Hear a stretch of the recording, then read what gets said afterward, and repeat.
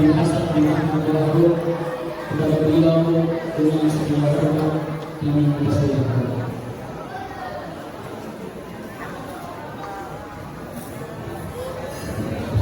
Sallallahu alaihi Muhammad.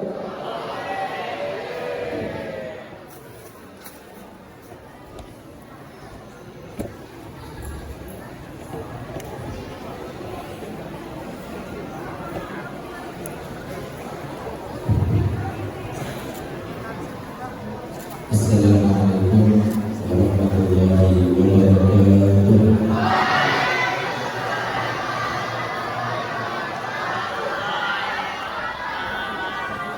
Alhamdulillahirabbil alamin.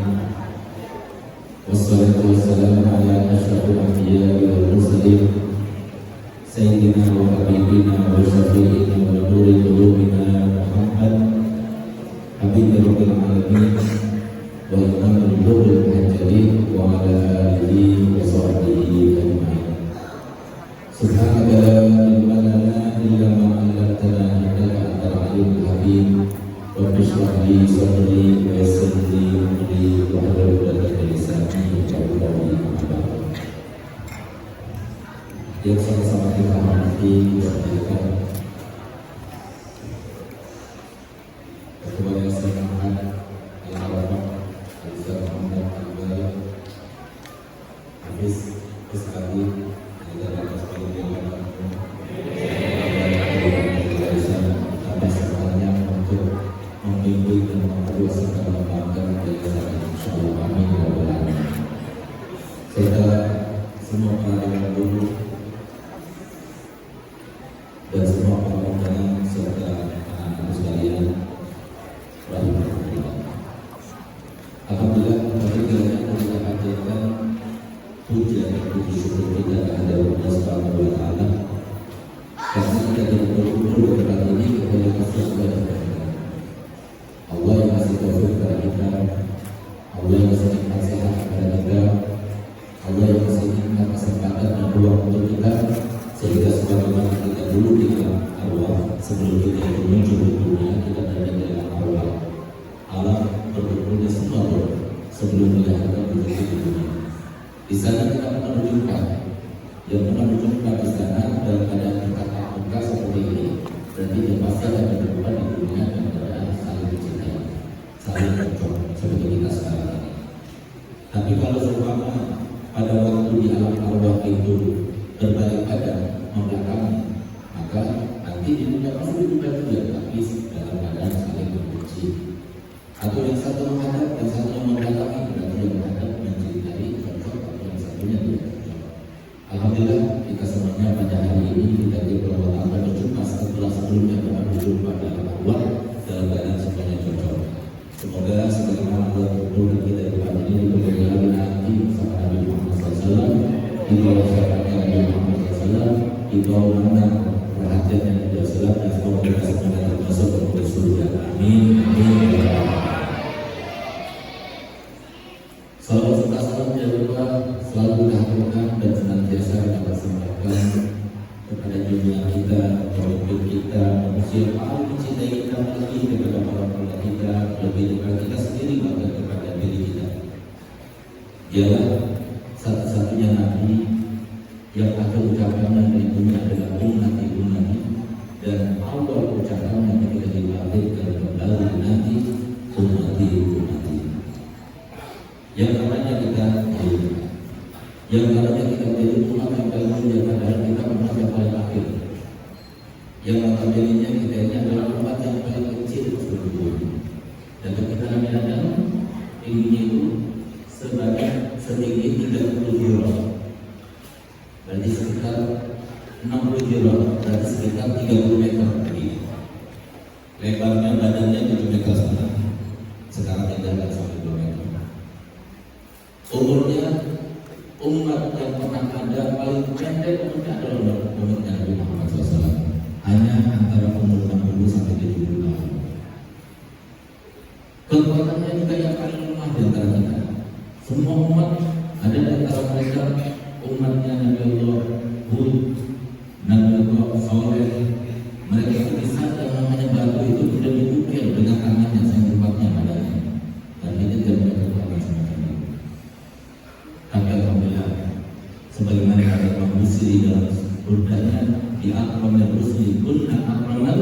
umat. Karena kita mempunyai sebaik tadi, maka kita menjadi sebaik-baik umat. Bahkan nanti kita akan menjadi sorotan, atau sekarang ini istilahnya menjadi aktor dan artis yang menjadi sorotan semua umat. Berapa kali? 2 kali. Yang pertama, ketika Allah Subhanahu wa Ta'ala ketika berada di padang mahsyar, semua manusia dibangkitkan kembali dalam keadaan semuanya wajib. Sehingga pada waktu Nabi SAW menjelaskan hadis tersebut, saya berkata ini perempuan yang sholat dalam keadaan telanjang ya Rasulullah, alangkah malunya. Katanya Aisyah, tapi kata Rasulullah tidak ada lagi rasa malu pada waktu itu wajib Aisyah, karena pada waktu itu adalah saat-saat yang penting, saat-saat yang menakutkan, sehingga tidak ada lagi rasa malu antara mereka. Maka saya itu bilang Allah Taala tampak kepada mereka, dan ternyata mereka yang membangkang merekanya, yang melaksanakan kemaksiatannya lebih banyak daripada yang taat kepadanya. Murka Allah, tidak pernah murka seperti murka pada hari itu, dan tidak pernah lagi murka setelah hari itu. Dipanggil para nabi, dipanggil para rasul, para nabi yang berjumlah 124.000 nabi, dari mereka 313 rasul, dipanggil yang oleh Allah, wahai para rasul, bukankah kami mengutus wahyu kepada kalian untuk disampaikan kepada semua hamba-Hambaku? Wahai para nabi, bukankah kalian aku jadikan sebagai role model untuk menjadi contoh bagi umat-umat kalian semuanya? Kenapa kalian tidak menyampaikan apa yang aku perintahkan? Maka mereka spontan mengatakan, tidak ya Allah, kami sudah sampaikan semuanya. Yang kau perintahkan kami sudah sampaikan. Yang dikatakan oleh para rasul, kami para nabi sudah melaksanakan dan menerapkan, mempraktekkan, sehingga menjadi contoh bagi mereka semuanya. Mereka berkata, tidak, bohong, kalau sumpah mereka itu menyampaikan, kami tidak mungkin jadi seperti ini, kata mereka berdua. Tapi subhanallah, Allah Ta'ala bertanya, wahai para nabi dan rasul, kalau memang benar apa yang kalian sampaikan, bahwa kalian sudah menyampaikan amanatku kepada mereka semuanya, siapa buktinya? Bisa itulah mereka selalu mengatakan, iya kami punya bukti, wahai Tuhan. Dan siapa buktinya? Buktinya kami adalah umatnya Nabi Muhammad. Sehingga semua umatnya Nabi Muhammad bukan cuma sahabatnya, bukan cuma para alimnya, bukan cuma para lawiannya, bukan cuma para salihinnya, tapi semuanya, kita semuanya dari situ. Ngumpul semuanya, sehingga kita bersatu pada waktu itu. Untuk apa? Bersama-sama kita memberikan kesaksian bahwasanya semua para nabi dan semua para rasul sudah melaksanakan amanatnya dan menyampaikan amanat tersebut kepada umatnya masing-masing. Itu yang pertama. Sehingga semua melihat kepada kita, semua memandang kepada kita, semua nyolot kepada kita, karena saking mulianya kita berkatnya siapa? Nabi kita Muhammad Sallallahu Alaihi Wasallam. Kemudian yang kedua berkatnya Nabi, bukan karena kita, bukan karena orang tua kita, bukan karena amalnya kita, bukan karena amal ibadah kita, tidak, tapi karena Nabi Muhammad semuanya. Usahanya Nabi Muhammad, upaya Nabi Muhammad, sehingga syariat Nabi Muhammad dan syariat yang paling benar. Kita coba dulu.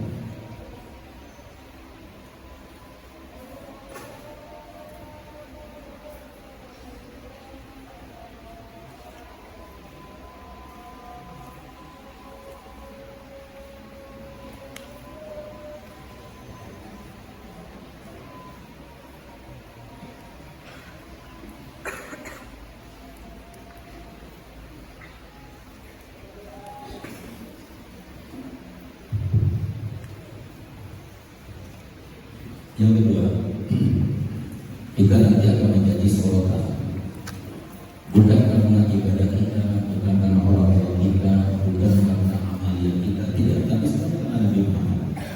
Sehingga atas kalau sekarang ini kita wajib untuk merayakan hari kelahiran Nabi. Kenapa? Kontribusi Nabi Muhammad dalam wujud kita sebagai umat yang terbaik itu adalah semuanya, bukan bagiannya, tidak, tapi semuanya berkaitan Nabi Muhammad SAW. Sehingga pada saat itu umat Nabi Muhammad itu banyak. Padahal Allah SWT memberikan contoh dan kita kepada Nabi Muhammad. Maka Nabi meminta dan memohon kepada Allah Ta'ala supaya diberikan kesempatan untuk memperhatikan umatnya semuanya. Umat yang mana? Bukan umat yang hidup zamannya, tidak, tapi umat yang hidup zamannya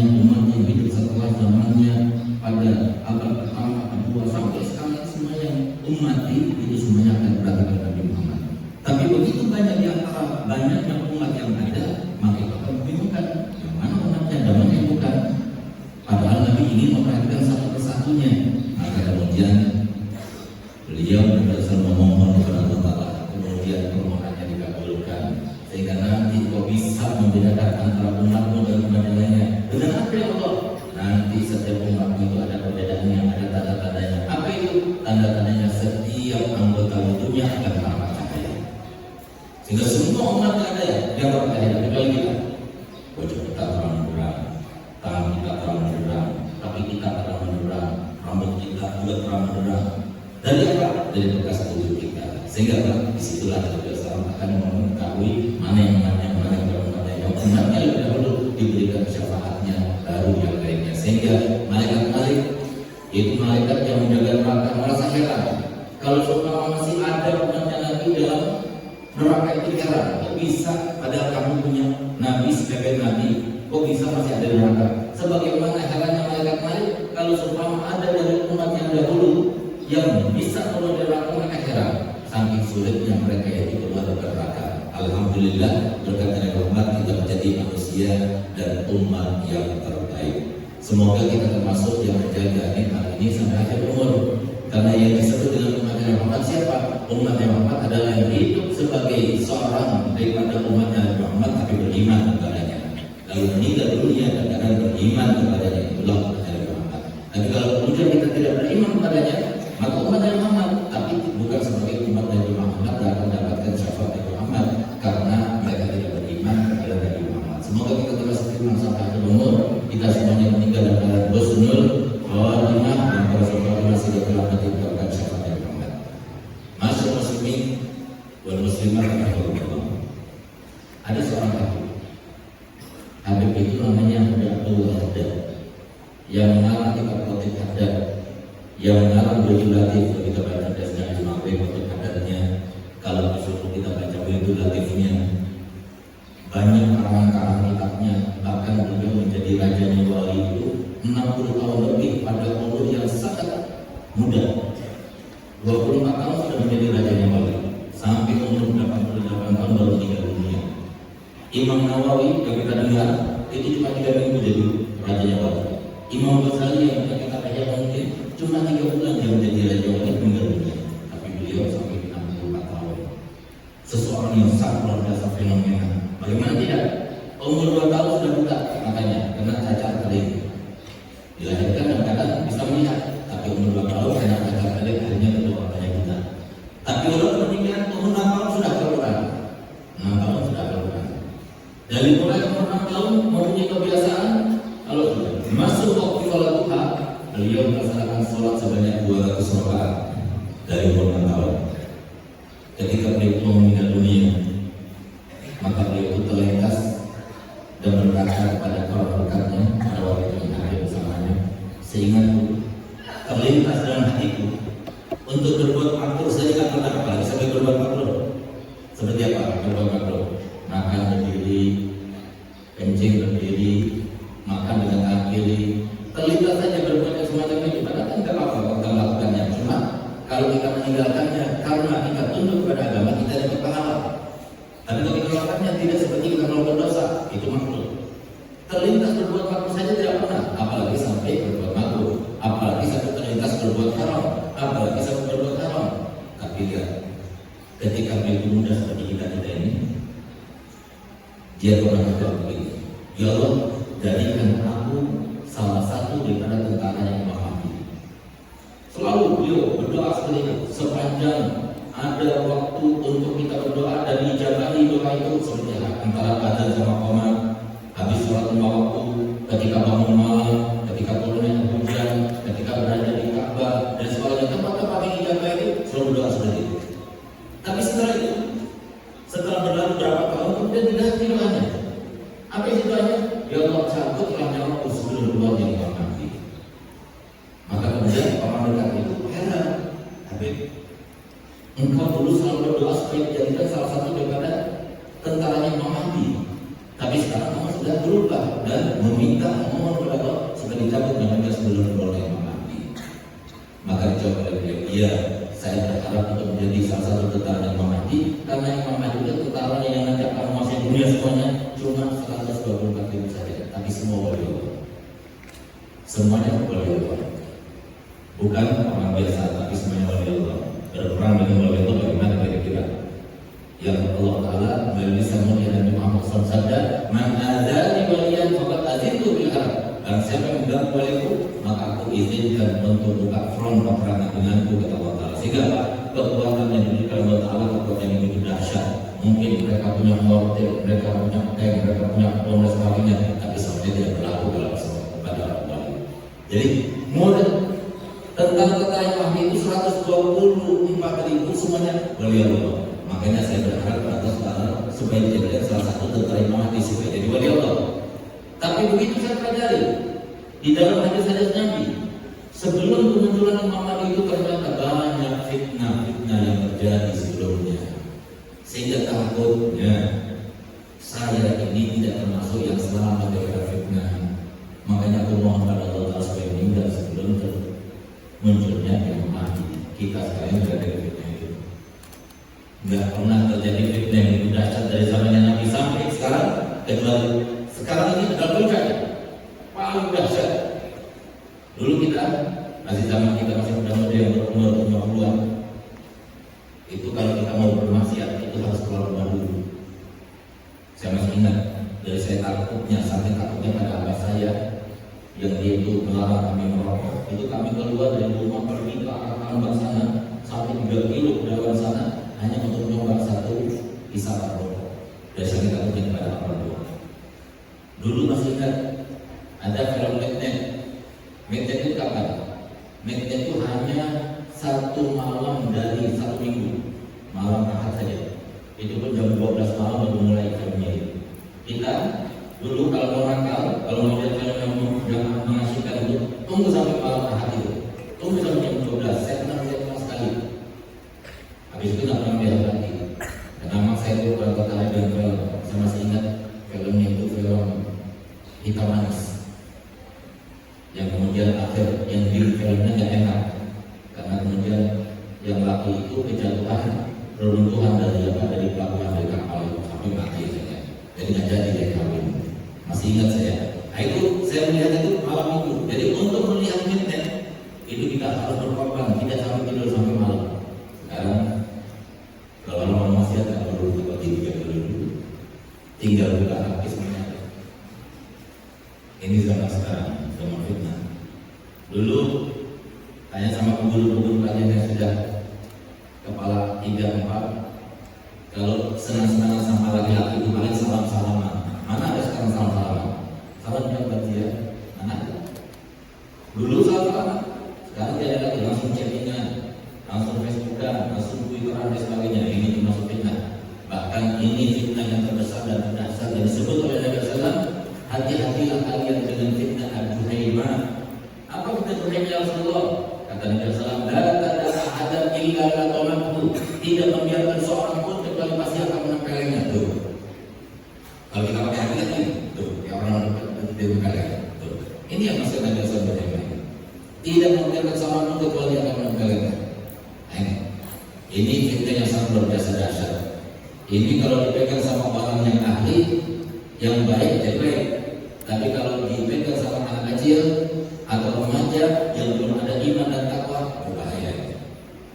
Ini bisa menyebabkan orang dari kecanduan, bisa menyebabkan orang dari bermaksiat, bisa menjadi sesuatu yang tidak harusnya dilihat, sehingga jauh dia daripada bermimpi Nabi Muhammad SAW, bertambah imannya, bertambah takwanya, tambah banyak, akhirnya sengsaranya. Alhamdulillah. Oleh karenanya, bagaimana sekarang anak-anakku sekalian, kalian itu selamat dari fitnah, apa yang harus dilakukan?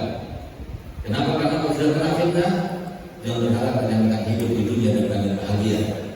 Kenapa saya katakan begitu? Yang membuat bahagia kita itu adalah Allah.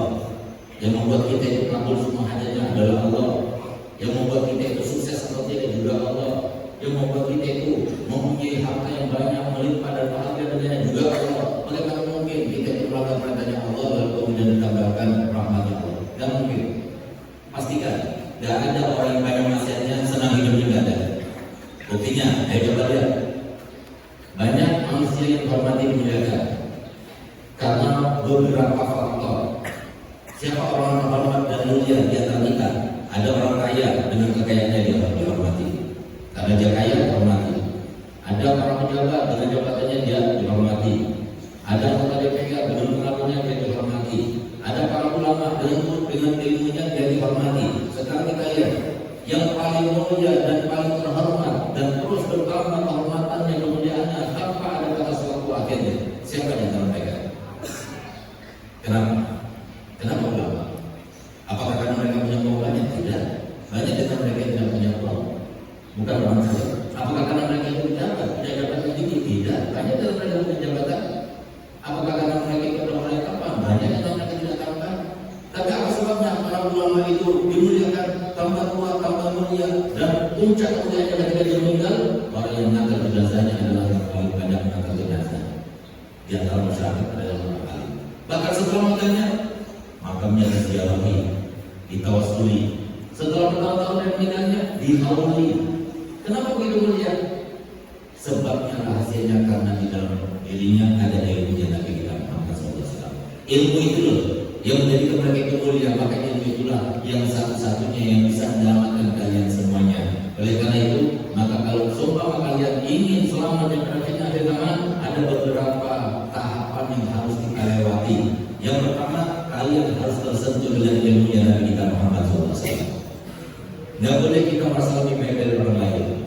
Nggak boleh kita benci pada orang lain. Nggak boleh kita itu durhaka pada orang tua. Nggak boleh kita berbohong. Harus kita jujur. Nggak boleh kita meninggalkan sholat 5 waktu. Nah ini semuanya perlu pada ilmu. Kalau kita tahu ilmunya gimana caranya? Oleh karena alhamdulillah bersyukur kalian kepada Allah karena Allah yang berikan taufik kepada kalian sehingga kalian mau belajar seperti di pondok Yayasan Darul Arafah ini. Kenapa? Karena di sini ada agamanya. Di sini ada ilmu agamanya. Sehingga Pak, nanti kalian mau jadi apa saja, kalian asal punya basic. Tadi kalau soal agamanya, agama ini yang menjadi orang itu tentram hidupnya, aman hidupnya, sejahtera hidupnya, takut kepada Allah, bukan takut kepada polisi dan BPK serta KPK. Nah itu iman, ilmu yang kalian belajar ini. Coba lihat, kalau ada orang yang belajar dan menjadi sukses tapi tidak ada ilmu agamanya, mungkin seperti ini contohnya. Beberapa saat yang lalu, saya pernah mengajar faraid. Sedang mengajar faraid, hukum waris, tiba-tiba ada yang telepon. Kebetulan telepon saya itu dari Jakarta. Saya boleh konsultasi? Ya silahkan. Begini Pak Habib, saya ini adalah seorang PNS di bagian perpajakan. Dan alhamdulillah Pak Habib, gaji saya bersihnya yang masuk dari saya itu sekitar 27.500.000. Siapa yang mau gajinya 27.500.000 setiap bulan? Mau semua banyak, Masya Allah bisa menyenangkan orang tuanya. Masya Allah, alhamdulillah Pak Habib, ayah saya sudah meninggal dunia, tapi keluarga saya semua saya tanggung. Adik saya semuanya saya biayai, rumah tangga, lampu, listrik, dan juga semua makan kami kalau menanggungnya. Tapi Pak Habib, semenjak 3 bulan yang lalu saya ini terkena dengan musibah. Nah, mulai saat musibah itulah yang namanya kemerosotan prestasi saya di kantor saya ini sangat signifikan sampai saya mendapatkan surat teguran sampai 2 kali. Ini tinggal terakhir kali kalau sampai dapat teguran yang 3 kali saya pecat. Panjang lebar cerita. Saya tanya kenapa? Apa yang terjadi 3 bulan yang lalu? Saya itu sakit stroke. Nah, mulai sakit stroke itulah kemudian beliau itu mempunyai kebiasaan permintaan yang sulit untuk saya tolak, tapi sulit juga untuk saya laksanakan. Kenapa demikian? Kalau sudah jam 2 malam dia minta dibangunkan, minta dimandikan dengan air hangat. Kemudian saya harus siapkan air hangatnya, saya bawa dulu ke kamar mandinya, kemudian saya harus memandikannya, kemudian mengangkutinya, kembalikan lagi ke tempatnya itu sekitar 2 jam. Padahal Pak Habib saya ini sampai ke rumah baru jam 9 malam. Jam 6 pagi sudah harus jalan lagi. Kenapa? Di Depok, ibu kota, macet. Setelah banyak lebar saya katakan, mohon maaf saudara, saya ini kan sedang mengajar. Tuduh poin saja yang ditanyakan itu apa? Apa jawaban dia? Saya mau tanya Pak Habib, gimana hukumnya kalau seumpama saya sudah mati ibu saya? Mau seperti itu?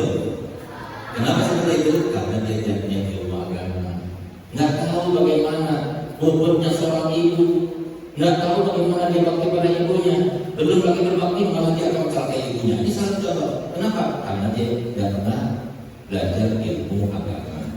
Oleh karenanya, jadi ilmu agama yang menjadikan kita rajin sholat lima waktu. Sholat lima waktu itu adalah barometer. Kalau kalian ingin tahu kalian termasuk sukses atau tidak, sholat lima waktu.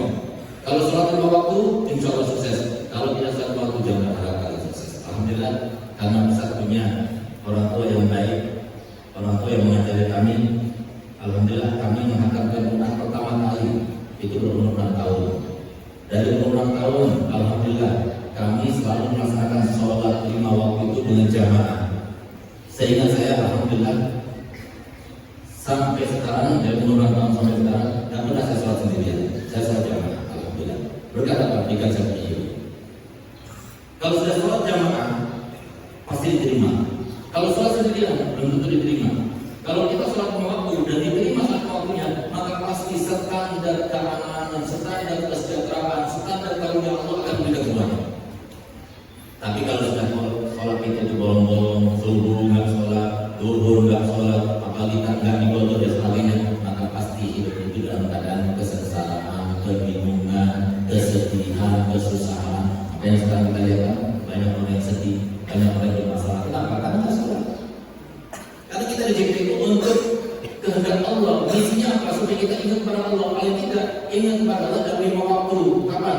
Waktu subuh kita ingat Allah, waktu duhur ingat Allah, waktu asar ingat Allah, waktu maghrib ingat Allah, waktu isya ingat Allah. Kalau sudah 5 waktu kita ingat kepada Allah Taala, paling tidak ketika kita ingat Allah, waktu kita ingat Allah. Dan kalau kita ingat Allah, kita akan berikan semuanya standar. Kalau mau duit, kita tambah berdia, kita tambah bangun malam, kita tambah puasa, kita tambah baca Quran dan sebagainya. Itu yang pertama. Alhamdulillah kita termasuk yang punya ilmu agama. Semoga tetap mau dan bersemangat untuk belajar ilmu agama sampai kita termasuk orang yang dunia dan husnul khotimah. Yang kedua, baca Quran. Jangan pernah meninggalkan baca Quran. Karena Quran itu fungsinya itu adalah benteng bagi kita.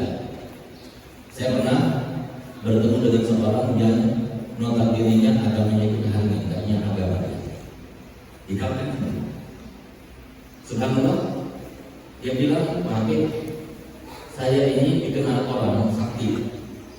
Padahal saya ini saktinya karena membaca mantra. Mantranya itu adalah Al-Quran yang Pak Habib itu. Saya mau bagi orang sembuh dengan Al-Quran Pak Habib. Apa yang dibaca? Subhanallah, ternyata dia baca Bismillahirrahmanirrahim, Qul sampai akhir. Padahal dia sholat harinya.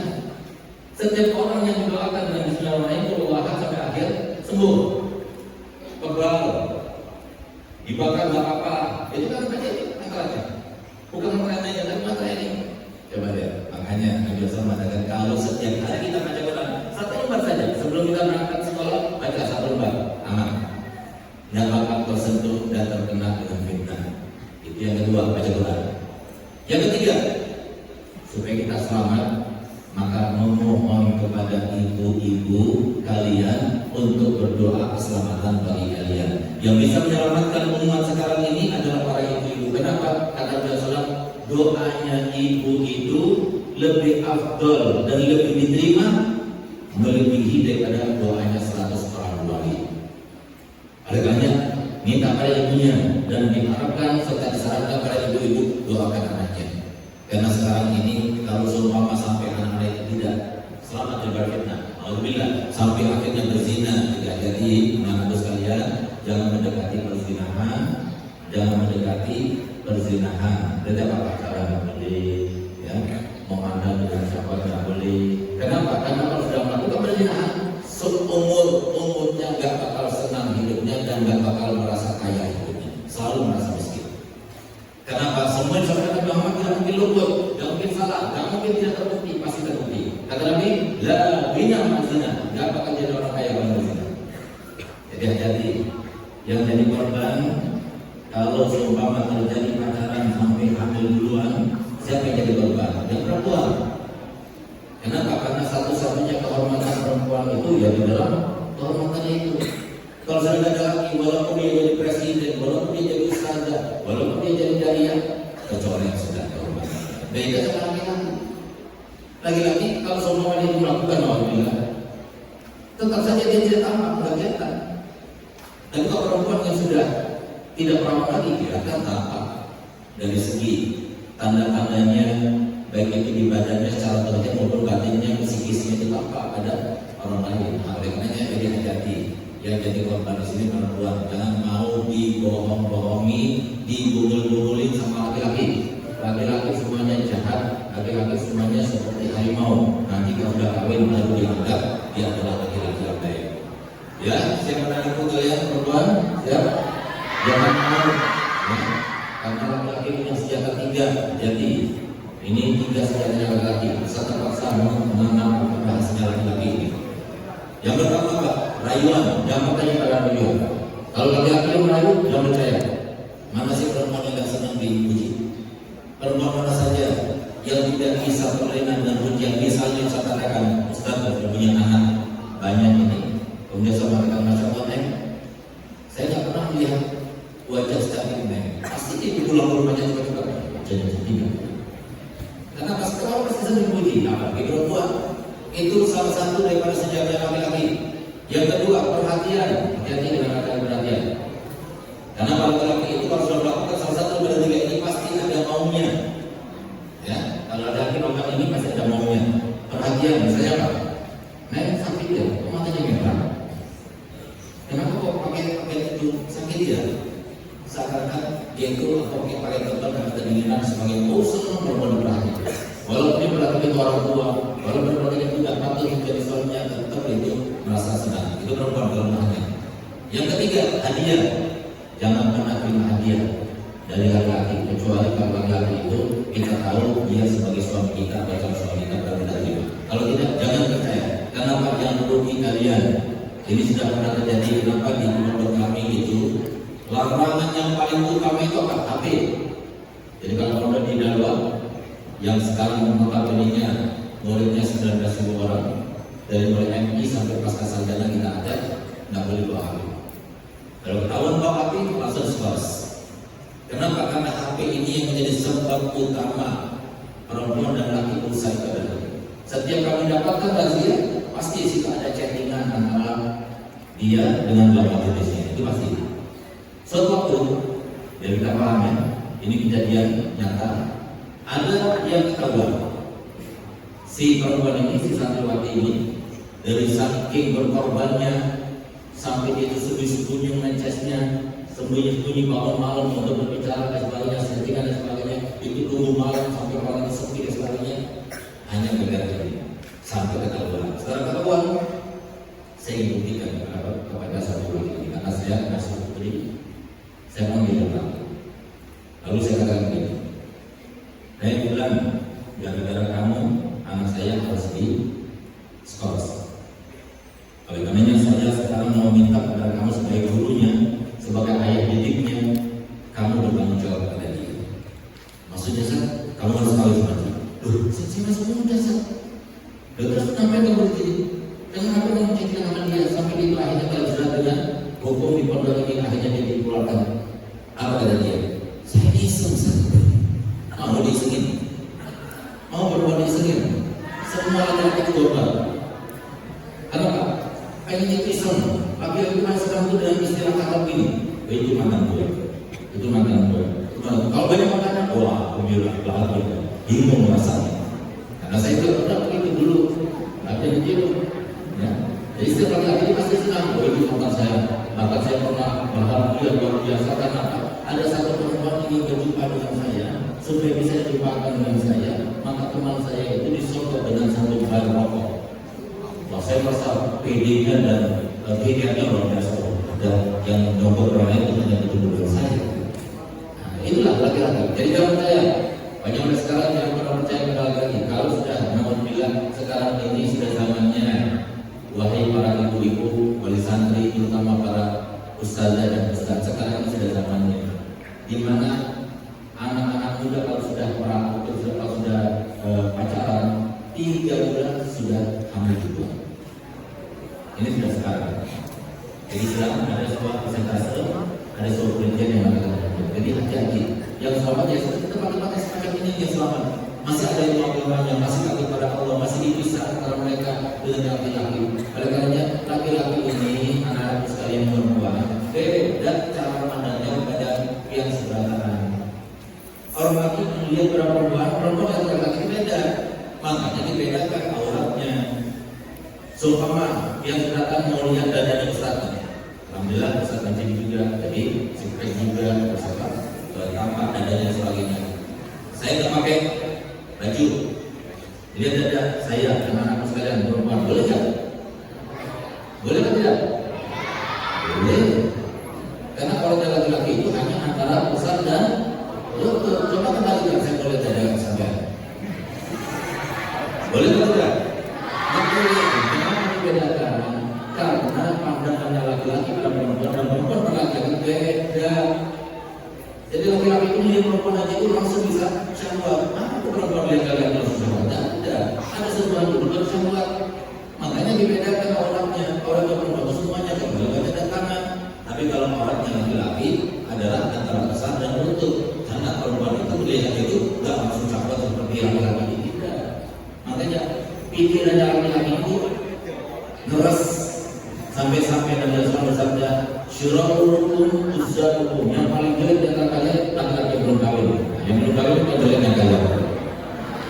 Kenapa? Karena ngeres, dia perempuan ngeres, bikinnya nggak kuat. Makanya yuk, jangan pernah tergoda dengan laki-laki. Laki-laki semuanya jahat semuanya. Anggap saja itu, jangan masalah. Jahat, ini apa semuanya jahat? Kita berdoa saja, jangan mau kita itu berangkat dengan, tapi jauhi mereka. Cari karir, belajar yang benar untuk mendapatkan kesuksesan di masa yang akan datang. Dengan cara seperti itu, insya Allah kita akan selamat. Jadi jangan lupa, sholat waktu yang tinggalkan. Itu yang paling utama. Ada di sekalian, kalau mau senang hidupnya, bahagia hidupnya, sukses hidupnya, bahagia dengan arti yang sebenarnya. Ingat bahagia dengan arti sebenarnya itu apa? Bahagia dengan arti sebenarnya itu dia punya harta tapi bahagia dengannya. Dia punya keluarga tapi bahagia dengannya. Bahagia itu bukan materi, bahagia itu bukan finansial, bahagia itu rasa hati. Rasa tenang, nyaman itu bahagia. Yang tidak tenang dan nyaman itu tidak bahagia. Walaupun dia punya jabatan tinggi, walaupun dia punya harta melimpah, tetap tidak bahagia. Yang bahagia itu adalah orang yang tenang hidupnya, nyaman hidupnya juga adalah bahagia. Kalau mau bahagia seperti itu, sholat 5 waktu kita tinggalkan. Yang kedua, bakti kepada orang tua. Orang tua itu menentukan masa depan kalian. Kalau kalian tunduk bakti kepada orang tua dari itu kepada kalian, semua masa depan kalian mudah oleh Allah Ta'ala. Apapun yang kalian harapkan dan janji akan disampaikan oleh Allah Ta'ala. Bahkan disebutkan dalam hadis oleh Nabi SAW, "Falyamalil baru ma syaa'a maghfiratan minan nar, wal ya'malil aqu ma syaa'a maghfiratan minal jannah." Yang bagi orang-orangnya silakan lakukan bersama saja, tidak memasukkan dalam neraka. Dan silakan pada durhaka keduanya lakukan amal kebaikan apa saja, tidak akan masukkannya ke dalam surga. Ayo, yang kedua bakti kepada Allah. Yang ketiga, jauhi perbuatan zina. Bukan perbuatan zinanya yang harus dijauhi, tapi yang mendekati perbuatan zina juga dijauhi. Pacaran jangan mau. Pokoknya sekarang harus fokus belajar selamat daripada fitnah. Kemudian yang keempat, belajar untuk menjadi orang yang jujur. Yang kelima, bersolawatlah kepada Nabi yang banyak. Kenapa? Solawat kepada Nabi yang banyak itu setiap kali kita pada solawat itu sampaikan kepada Nabi Muhammad SAW. Sehingga Nabi SAW menjawabnya. Kalau Nabi SAW menjawabnya setiap kali, 2 kali, 3 kali, 4 kali, sampai 100 kali misalnya 1 hari, kan Rasulullah hafal dengan namanya. Sehingga kalau kita sudah bersih hatinya, nanti Rasulullah datang dan menunjukkan. Kalau sudah pernah mimpi Rasulullah 1 kali, pasti. Kalau nggak tidurnya, kira-kira berjumpa lagi dengan Nabi. Karena Nabi SAW bersabda dalam hadisnya, "Man ra'ani fil manam fasayarani fil yaqظah." Siapa yang memimpikan aku dalam tidurnya, maka pasti dia akan berjumpa denganku dalam keadaan terjaganya. Kalau nggak berhak dia tidurnya, nanti dia akan pasti dapat syafaatnya. Oleh karena, ayo di Hadramaut sana kalau kita berpikir tadi. Di Tarim itu ada makamnya Syekh Ahmad Bajik Duduk. Siapa Syekh Ahmad Bajik Duduk? Syekh Ahmad Bajik Duduk itu terkenal orangnya sampai meninggal dunia tak pernah kawin. Sampai meninggal dunia tak pernah mandi besar. Mimpi pun berubah badan dengan perempuan misalnya sama keluarga segalanya ada pun. Ketika ditanya, kenapa demikian? Apa katanya? Aku terlena dengan aku memandang wajah Nabi Muhammad SAW. Beliau adalah seseorang wali Allah dan termasuk bisa memandang wajah Nabi SAW langsung tidur akhirnya akan terjaga. Dan kemudian umur 8 tahun dia baca salawat setiap mau tidur 1000 kali. Sampai suatu waktu sampai ketika berumur 9 tahun dia sudah biasa meningkat dengan salawat dan akan terjaga. Nah ini salawat Nabi. Nah perbanyak salawat Nabi. Bahkan salawat Nabi itu bikin berkah, bikin panjang umur, bikin murah rezeki, bikin segala-galanya tercapai cita-citanya dan sebagainya. Jadi paling pendeknya salawat Nabi itu Allahumma shalli ala sayyidina Muhammad wa ala alihi wa sahbihi wa sallim. Ini paling bedanya. Kalau dengan salawat Jibril boleh sallallahu ala Muhammad sallallahu alaihi wasallam, sallallahu ala Muhammad sallallahu alaihi wasallam. Dengan 5 hal ini insyaallah kita termasuk orang sukses, selamat daripada fitnah akhir zaman. Sebabkan semoga kalian semuanya termasuk yang selamat daripada fitnah akhir zaman dan kalian semuanya termasuk yang berhasil mendapatkan kesuksesan di dunia sampai akhirat nanti. Amin ya rabbal alamin. Kalau ada pertanyaan silakan tanyakan.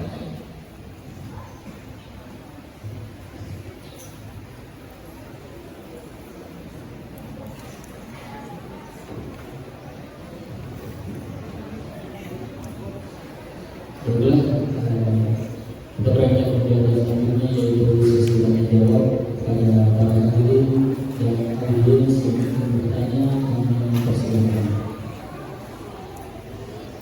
Ya, sebutkan nama dan pertanyaan.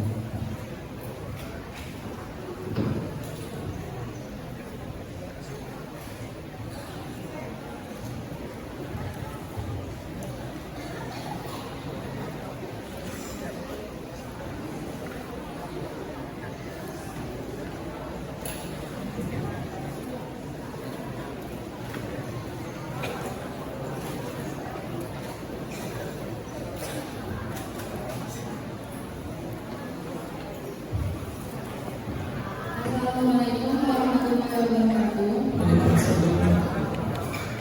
Perkenalkan saya Agun dari SMA Bapak. Saya ingin bertanya. Dulu saya pernah mendengar Rasulullah tidak menyukai perempuan yang sering berkata kasar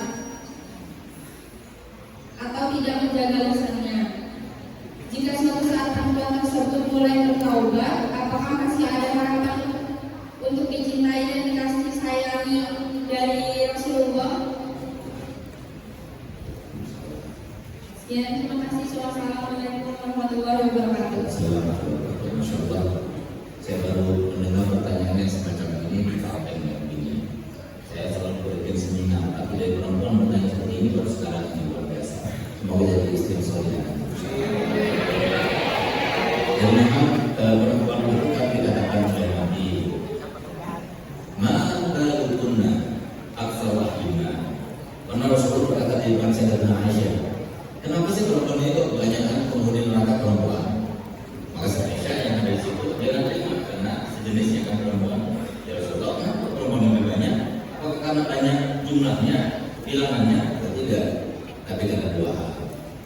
Yang firman asyir baitun dalam mereka itu tidak pandai bersyukur pada suaminya dan mereka selalu mendapat atau berkata kasar kepada yang lainnya.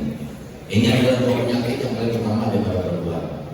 Sedangkan yang ditanyakan bagaimana kalau seumpama dia itu nanti suatu waktu insya taubat, apakah masih bisa mendapatkan cintanya Allah dan Rasulnya? Di dalam Al-Quran disebutkan bahwasanya Allah tidak pernah menyebutkan orang-orang yang berperilaku kebaikan kemudian dicintai oleh Allah kecuali dalam satu gambaran saja. Apa itu? Innallaha yuhibbu tawwabin. Allah itu cinta kepada orang yang bertaubat. Bukan yang lainnya, bukan muslimin, musolin, mutasaddiqin, tidak. Tapi justru yang dicintai oleh Allah itu adalah orang yang bertaubat. Karena maaf, dosa kita sebanyak apapun tidak akan mengurangi kemuliaan Allah. Kebaikan kita setinggi apapun juga tidak akan menambah kemuliaan Allah. Allah tidak perlu kepada maksiat atau kepada kebaikan kita dan tidak berbahaya kepadanya akan maksiat kita, tidak. Tapi kalau sudah ada seseorang yang bermaksiat, yang pertama itu karena kurang ilmunya, karena kurang takutnya kepada Allah Taala sehingga dia ditakdirkan Allah Taala seperti itu. Tapi kalau dia itu bertobat, Allah mencintainya. Jadi kapan dia bertobat sudah berarti dia melakukan suatu tahapan yang akan dicintai oleh Allah Taala. Nah, jadi beruntung dia bertobat. Tapi kalau semua dia melakukan maksiat, dia tak pernah bertobat. Nah, bukan berarti orang yang bertobat dan bermaksiat itu adalah lebih baik daripada yang tidak pernah berbuat kemaksiatan. Tidak, tapi maksudnya di sini ternyata Allah Ta'ala dari rahmatnya, kasih sayangnya, orang yang salah pun masih diberi kesempatan. Jadi tetap diberi kesempatan. Kita lihat saya orang Khattab, manusia terbaik kedua di dalam umatnya Nabi Muhammad SAW. Padahal sebelumnya pernah membunuh orang, bahkan anaknya sendiri 2 orang dibunuh dan anaknya dibunuh. Pernah minum khamar, pernah segala macam dosa-dosa besar dilakukan oleh sahabat Khattab. Tapi setelah masuk Islam berubah drastis sampai menjadi orang yang terbaik nomor 2. Nah, jadi artinya apa? Jadi tetap terbuka kesempatan. Asalkan dia itu bertobat, insya Allah terbuka kesempatan. Dan pertanyaan itu tadi bisa diimplementasikan di dalam kehidupan nyata, bisa. Masih ada orang-orang semacam itu. Salah satunya adalah yang itu para ustadzah dan para ibu wali santri. Alhamdulillah saya ini bersyukur kepada Allah Ta'ala menjadi anak kepada ibu saya, Bapak Khadijah yang baru meninggal 3 bulan yang lalu.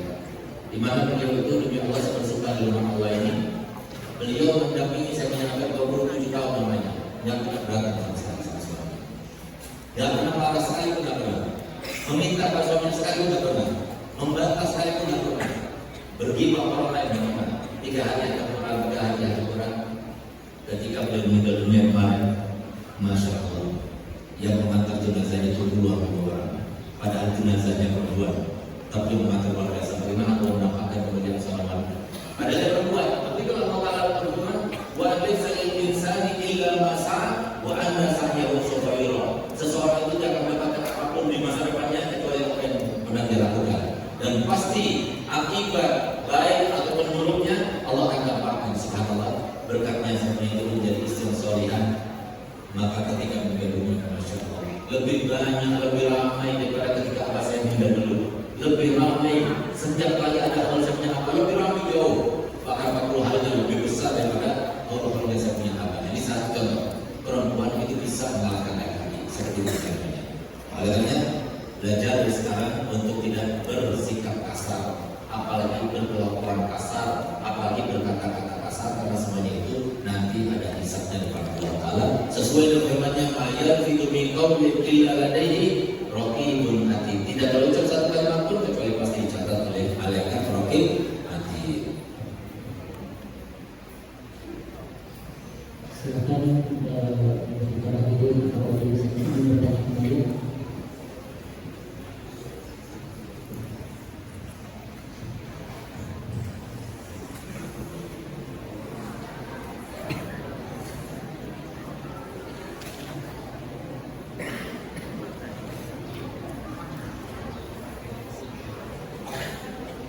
Assalamualaikum warahmatullahi wabarakatuh. Perkenalkan, nama saya Muhammad Nafis Al-Farisi, biasa dipanggil Nafis, dari kelas 9A. Saya memiliki pertanyaan kepada Habib. Kalau misalnya di zaman orang dulu kan, orang terutama orang Jawa dan sana, mohon maaf ya, dulu itu orang yang baru mengenal Islam itu buatnya kayak mereka itu kayak kurang tahu tentang dosa-dosa syirik. Jadi mereka masih melakukan ritual nenek moyang, kayak misalnya mempersembahkan sesajen atau apa-apa semacamnya. Tapi kalau misalnya tradisi ini masih sampai sekarang, sampai contohnya saya sendiri yang melakukan, yang mempersembahkan sesajen itu. Terus saya ini baru tahu kalau mempersembahkan sesajen itu termasuk dosa syirik dan tidak bisa diampuni. Walaupun saya sudah sholat taubat sudah beberapa hari sekali, apakah dosanya sudah bisa diampuni? Terima kasih. Ya, Masya Allah, Nafis, Masya Allah, sudah model-modelnya betul-betul kayak Ustaz ya. Semoga jadi orang yang sukses dunia. Yang ketiga, dosa-dosa itu ada 3 macam. Ada dosa yang dimaafkan tanpa syarat, Ada dosa yang dimaafkan dengan syarat, ada dosa yang tidak dimaafkan sama sekali. Yang pertama, dosa yang dimaafkan tanpa syarat. Kalau kita berdosa antara kita dan Allah, berdosa antara kita dan Allah, misalnya Pak, seperti kita meninggalkan sholat, atau kita itu melakukan judi atau minum khamar dan sebagainya. Kemudian kita bertobat kepada Allah Ta'ala, langsung Allah terima tobatnya. Nah, itu seperti itu. Terus yang kedua, diampuni dosanya dengan syarat. Kalau terkait dengan orang, misalnya saya bergibah orang lain, kita akan diampuni kalau kita bertobat dan minta maaf pada orang itu. Kita akan diampuni dosa kita kalau bertobat dan minta maaf pada Allah dan minta ridhonya. Kita diampuni kalau seumpama kita ada mengambil hak orang lain, kita akan bertobat kepada Allah dan makanya kita ambil itu sampai orang itu ridho. Lalu kita diampuni, itu syarat. Diampuni dengan syarat. Yang ketiga, tidak diampuni sama sekali. Apa itu? Dosa syirik. Satu ada dosa syirik. Seperti tadi yang dikatakan. Tapi dosa syirik yang berlanjut sampai kematian, mati dan ada seperti itu yang tidak dimaafkan. Tapi kalau dosa syirik itu kemudian tidak berlanjut, setelah dia tahu dia bertobat, saya sudah terima Allah.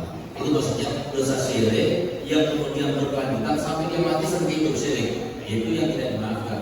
Tapi kalau semua mati itu tahu, oh ini sesuatu yang tidak diperbolehkan, ini termasuk dosa syirik, kemudian dia bertobat, ya berarti dimaafkan. Jadi bukan termasuk dosa yang tidak dimaafkan. Jadi dosa yang tidak dimaafkan kalau syirik itu bersambung dengan kematian, sampai mati dia tetap melakukan itu. Nah itu termasuk dosa yang tidak dimaafkan. Sehingga dia mati dengan keadaan sebelum khatimah. Tapi kalau semua dia bertobat dari dosa syirik masih hidup, maka diterima, tobatnya diterima dan tidak dianggap lagi dia itu melakukannya, dimaafkan oleh Allah. Terima kasih mungkin atas penjelasannya.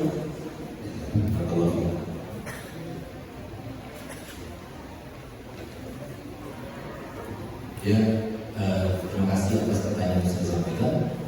Alhamdulillah, saya senang hadir hati yang berdoa semuanya dan semoga kalian semua menjadi sukses. Jadi saya jelaskan, perbedaan antara ilmu pengetahuan dengan ilmu pengetahuan agama. Sehingga kalian menjadi dokter juga, menjadi orang kaya juga, jadi dai juga, insya Allah sukses juga. Karena kalau cuma punya gelar saja tanpa ilmu kurang. Tapi kalau gelar juga ilmu juga, insya Allah semuanya rampung sempurna semuanya. Insya Allah dunia itu ikut kepada kalian. Kalian tidak mencari dunia, tapi dunia ikut kepada kalian. Sebelum saya akhiri, saya akan berikan ijazah sahabat Musyur. Sahabat Musyur itu adalah sahabat yang ditinggikan oleh salah satu putra abah saya Habib Hasan Harun, tepatnya pada tahun 2016, malam Jumat, malam 10 Muharram. Coba lihat, kalau semua kita persiapannya itu apa? Tidak pernah berjihad, tidak pernah merasa lebih baik dari satu orang, dan kita dapat pada siapapun juga, dan kita menjadi orang yang terbaik dalam keluarga kita. Itu tanda-tanda orang bersih hatinya. Kalau kita sudah bisa seperti itu, lalu kita baca salat Rasulullah sebanyak 121 kali habis salat Jumat, habis salat Hajat pada malam Jumat, insya Allah bermimpi lagi. Asalkan 4 salat dilewati. Nah ini subhanallah, bermimpi Nabi pada malam Jumat, diajarkan salawat oleh Nabi. Diajarkan salawat. Jadi dibaca, diulang sampai begitu dia bakal langsung hafal di luar kepala. Kata Nabi, barang siapa yang pada salat sholat ini sebanyak 41 kali habis sholat subuh, sama seperti khasiatnya orang yang baca Yasin sebanyak 41 kali dalam mengabulkan hajat, memudahkan urusan, melakukan segala menghindarkan dari hal-hal melakukan menghadapkan. Juga sekali sholat ini. Kalau kita baca, insya Allah murah rezekinya, jauh daripada problematika kehidupannya. Nah, ayo saya akan ijazahkan, tapi ikuti saya dulu, nanti kita akan ijazahkan. Sebelum saya bacakan, saya akan terjemahkan dulu supaya kita mantap membaca salawat Musyur. Salawat Musyur itu isinya seperti ini. Allahumma sholli wa sallim, ya Allah, haturkan salawat serta salam ala sayyidina Muhammadin, kepada junjungan kami Nabi Muhammad. Sholatul Busra, sumber dari segala macam kebahagiaan dan kebahagiaan. Sholatkan sholat baca ini, aku mohon padamu ya Allah, tujuannya aku berdoa kepadamu ya Allah, tugas syurga yang kau katakan kami, engkau bukakan gembira kepada kami, wa ahlan dan semua keluarga kami, wa uladan dan semua anak keturunan kami, wa jami'an masyaihina wa alimina dan semua guru kami, wa talabatana wa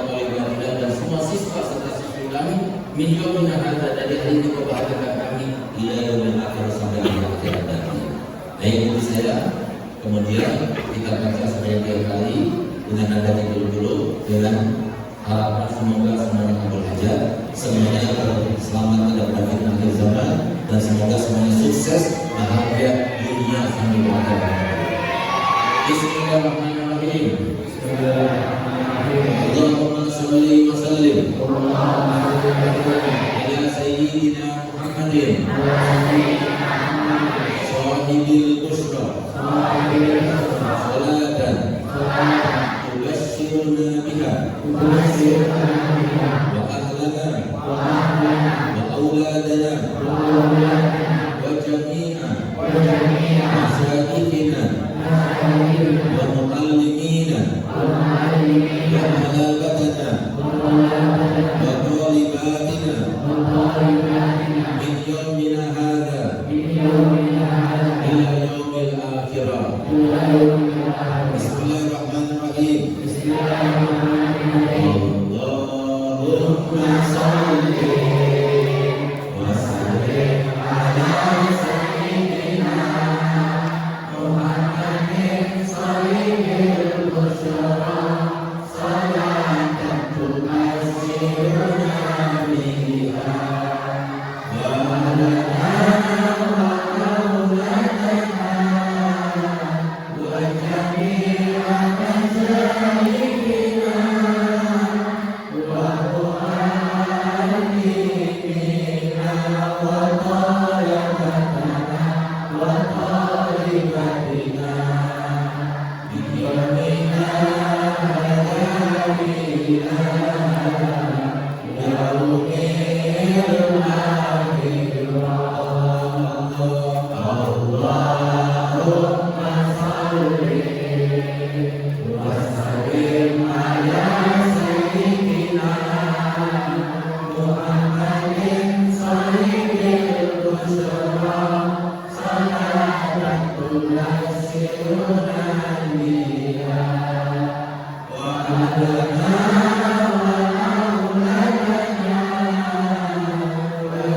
ahlana wa auladana wa jami'a masyayikhina wa mu'allimina wa talabatana wa talibatina bi yawmina hadha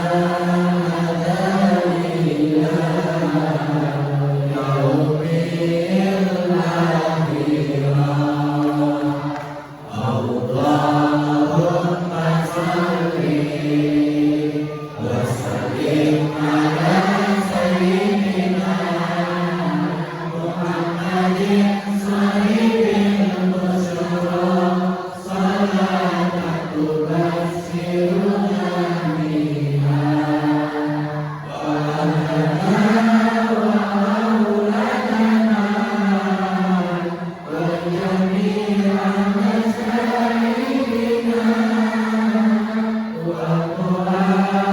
masyayikhina wa mu'allimina wa talabatana wa talibatina bi yawmina hadha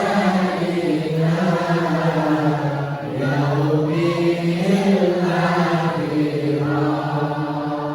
Jadi kalau bacanya bisa seperti itu dari awal sampai 38 itu bacanya biasa saja. Nanti 39 nggak perlu bahasa itu dengan nada 30. Itu kalau sudah hafal 10 menit selesai sudah. Nah, tapi insya Allah seharian kita akan dapat gembira, kebahagiaan, kemudahan, kelancaran dan rezeki kita dan semua yang kita perlukan. Nah, jadi kalau benar seperti yang saya baca tadi, biar sebelah kanan dari sini semuanya saya ajarkan membacanya dan saya ceritakan untuk semuanya untuk mereka dijajarkan yang baik. Ayo sama-sama kita jawab, saya terima ijazahnya Habib. Kemudian saya maaf dan bahasa kesempatan berikan. Wabillahi taufiq wal hidayah. Wassalamualaikum warahmatullahi wabarakatuh.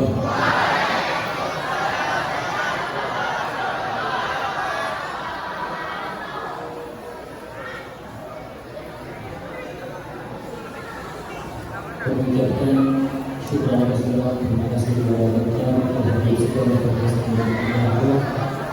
Semoga apa yang sudah beliau sampaikan menjadi amal yang menarik semangat kita untuk terus belajar, untuk terus mengalami ilmu dan untuk melakukan yang terbaik, dan semoga apa yang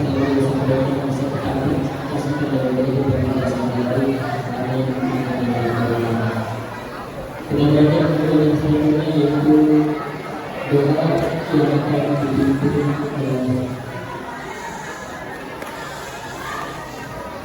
Dr. Al-Habib Sudara Penasihat Bahadur kepada beliau dengan segala hormat dan persilakan.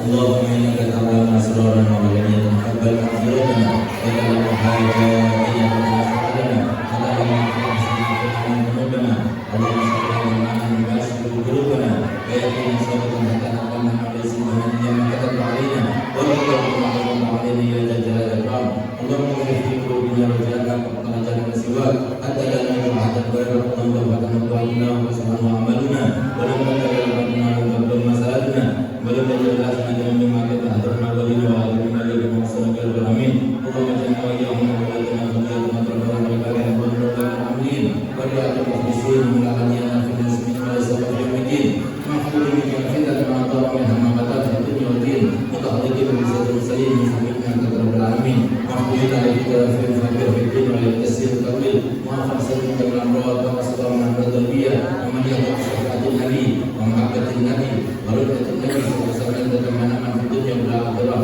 wa Allah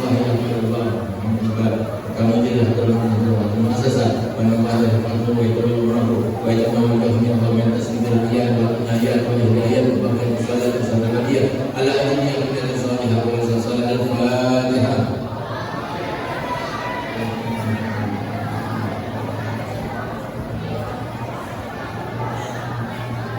untuk Allah minkum